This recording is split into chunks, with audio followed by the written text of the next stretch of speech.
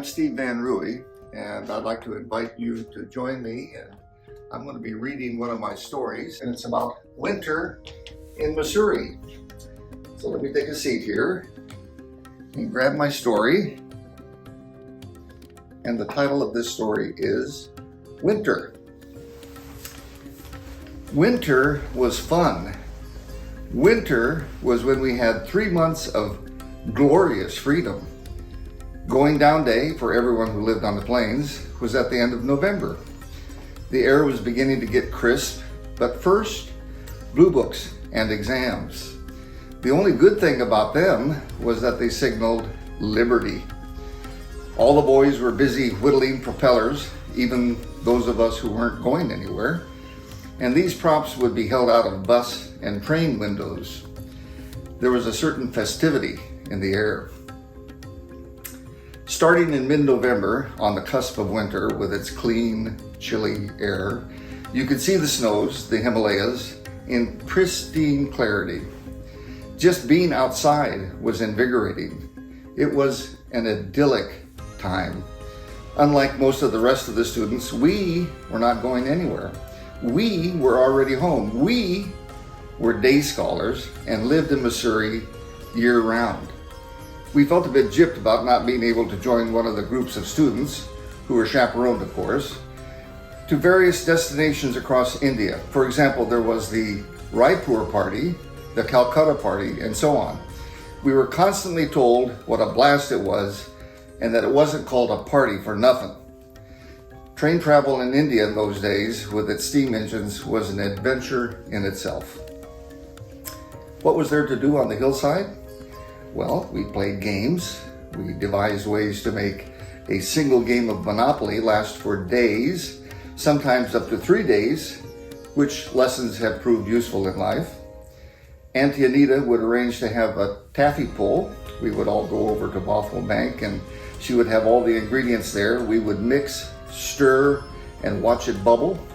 And then it was poured out onto wax paper and we had to wait long enough for it to cool until we could pick it up and start pulling it. And then we pulled it for just the right length of time before stringing it out and cutting it into chunks. No matter how much we made, it would nearly all be gone by the time we left. Good stuff. We read. Hardy Boys was a favorite, and also Jim Corbett books, all about his man-eating tiger exploits about 100 miles to our east and a previous generation. Even Nancy Drew from time to time, and of course, lots of comics. We found a place in Dehradun, just past the clock tower, that traded our old ones for other used ones.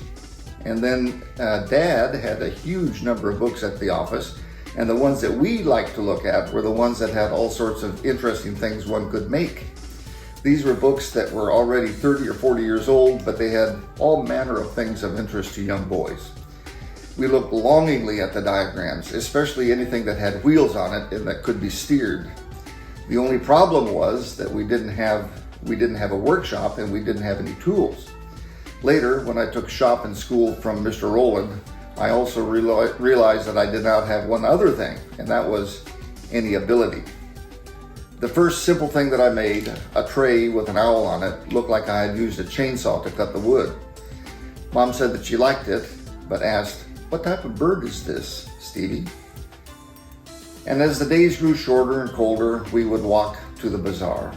Just walking through the buzz was entertainment. The tourist season was long gone. Things had slowed down considerably. Men would be perched on their stoops, on the stoops of their dukans, their stores, with a wool shawl thrown over them and a little homemade angeti warming them. This intrigued us. An angeti is a small iron charcoal stove, but the type that the store owners used was really just a tin can with a loop of wire for a handle about 2 feet long. The can was open on one end and the bottom was punctured full of holes. We would place a few pieces of charcoal in this and light it, and then take the wire handle and swing it in great circles, getting it roaring hot in no time. We would squat and warm our hands, but we had to be very careful not to touch the can itself or let it touch our clothing. It's a wonder that we didn't keel over from carbon monoxide fumes. We weren't budding pyromaniacs. We were full-fledged pyromaniacs and loved playing with fire. One of the reasons that the school let out for 3 months over winter was that none of the school buildings had heating. There was no such thing as central heating. The easy thing was just to shut it down for the coldest part of the year. Over the years, we had various types of heat in our home, and when we lived at Redbird Oaks, we had a locally made pot-bellied stove made by the tinsmith Sharma at the top of Mullingar Hill. We would buy wood, and Kumar Singh would chop it up and bring it in. 4 pyromaniacs would buy to start it and stoke it. We could get that thing going red in no time. Temperatures would drop to freezing, which meant that most of the house was about that cold by morning. At night, after dinner, we would each place a large rock the size of a loaf of bread on top of the stove, one for each kid. Just before heading to bed, we would wrap that rock in an old towel and haul it upstairs. I know, it sounds a bit strange sleeping with a rock, but that thing kept us warm well into the night. And at dusk, I would stand at the fence looking out over the Sawalaks. The winter line stretched across the horizon, a magic magenta. I have since read that the winter line is actually a rather uncommon phenomenon. Given our altitude, the dust and smoke from the plains provided just the right mix to catch the setting rays of the sun, which resulted in a colorful horizon above the horizon.